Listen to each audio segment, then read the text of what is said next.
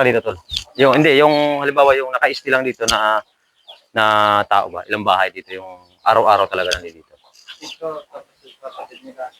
Tapos kayo. Ako, Oh. tapos. Ayan, matanda may ari. Nila ko yan. Doon. Mayroon pa yan doon sa kabila. Kay Michael. Yung daanan ng palabas sa puntang Kalawis, ito lang talaga, itong ikot na to.